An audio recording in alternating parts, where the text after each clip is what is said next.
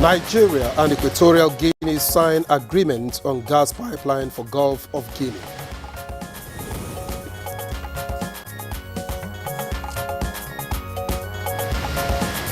National Judicial Institute recommends Justice Kudirat Kekereekun as new Chief Justice of Nigeria.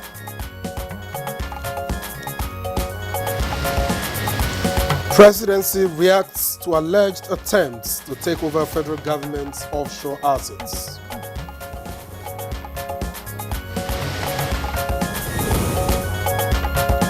And on Good Morning Nigeria today, we shall discuss Mpox as a public health emergency.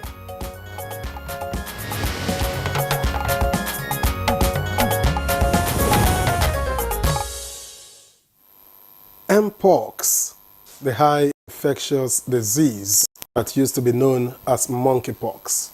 You know, Henry, when I hear Mpox, it sounds so funkified that it doesn't give you that sense of danger that there is. When it was monkeypox, you get the message straight up.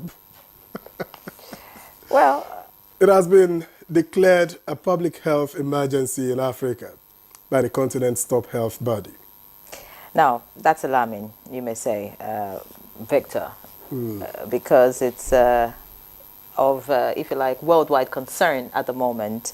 And scientists from the Africa Center for Disease Control and Prevention, Africa CDC, say they are alarmed by the speed at which a new strand of Mpox has been spreading.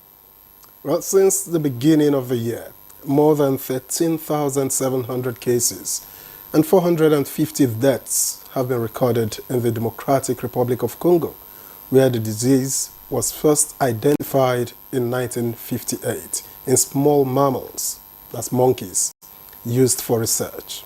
The virus, which can cause lesions across the whole body, spreads from animals to humans and between people through close contact with someone who is infected, including through sex, skin-to-skin contact, and talking or breathing close to another person. Well, Mpox can cause symptoms such as fever, muscle aches, and lesions across the body. If left untreated, Mpox can be deadly. As at May 2022, there were 780 laboratory-confirmed cases reported of Mpox to the World Health Organization. Now, the 2022 global outbreak affected 110 countries with approximately 87,000 cases and 112 deaths.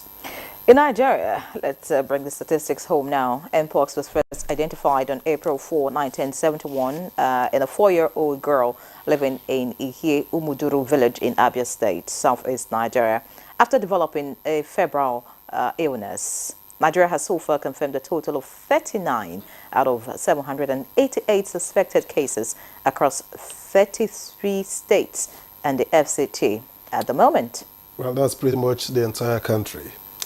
And to prevent the spread of Mpox in the country, the Nigeria Center for Disease Control and Prevention, NCDC, is strongly urging members of the public to adhere to proven infection prevention and control measures. Now, healthcare workers, both private and public, are further advised to follow standard safety measures and precautions when caring for patients. Today, we focus on the growing concern that's spreading rapidly across the continent, Mpox, which has been declared a public health emergency. Now, this viral disease has already affected thousands, with cases reported in more than 20 African countries. Well, as the outbreak continues to spread, we pause to ask, what's driving the resurgence of monkeypox in Africa? Also, what are the challenges in containing its spread, and how can governments, health experts, and communities work together to mitigate its impact? From the front lines of the outbreak to the policy rooms of public health, we'll examine the response to this growing crisis and what it means for Africa's health security. Welcome to the program. I am Victor Azon. We are reaching you on the network service of the NTA. And I'm Henry John. I join Victor to welcome you to the program.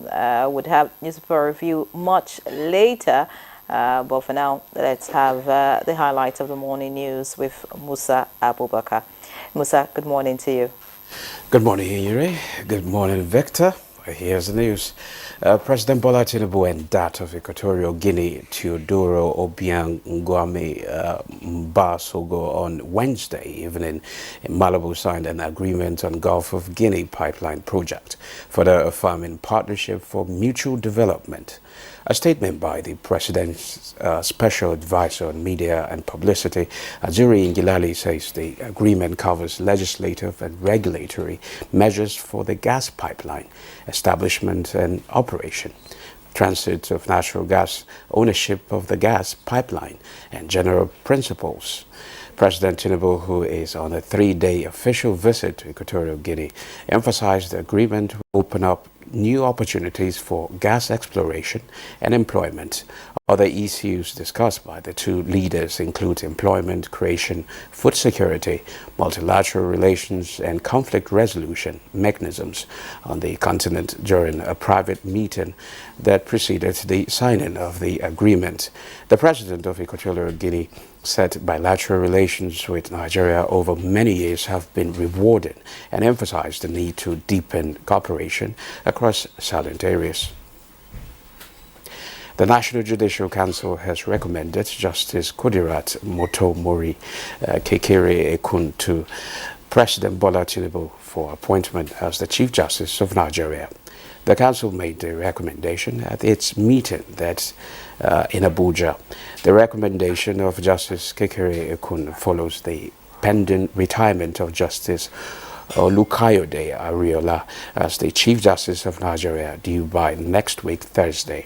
Justice Kudirat Motomori Olatokunbo Kekere Ekun, who was born on May 7, 1958, obtained her LLB in 1980 from the University of Lagos and was called to the Nigerian bar on the 10th July 1981. Justice Kekere Ekun, who is a life bencher, was elevated to the bench of the Supreme Court of Nigeria as the 5th female justice of the court.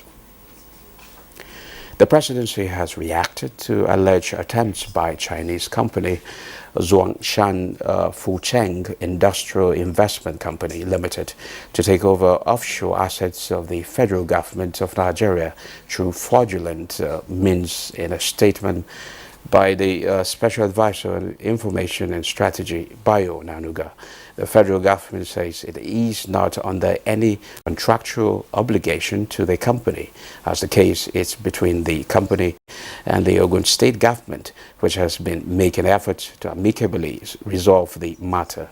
The statement says the contract with Ogun State was revoked in 2015 because the Chinese company had only erected a perimeter fence on the land earmarked for a free trade zone.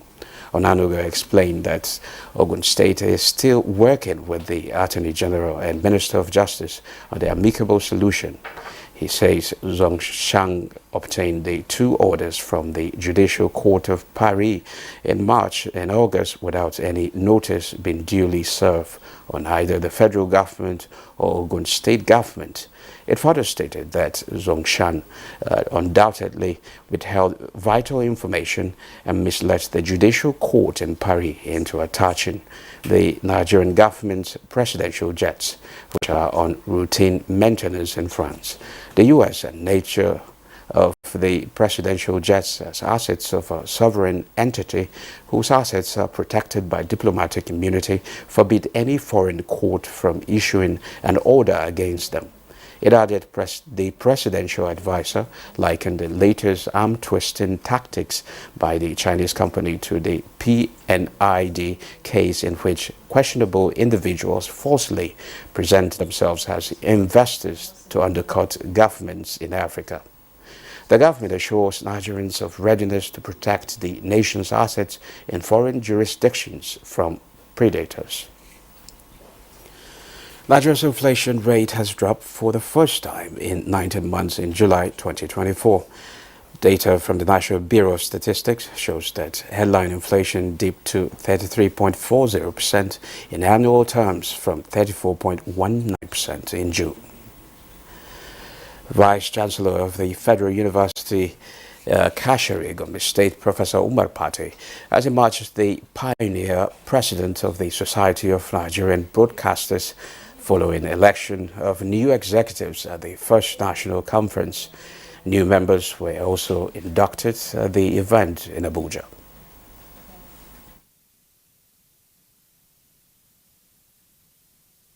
I would like to present the newly elected executives of SMB. We thank you, sir, for accepting the responsibility. We are accepting to serve the broadcasting industry, to promote the integrity and interests of every broadcaster.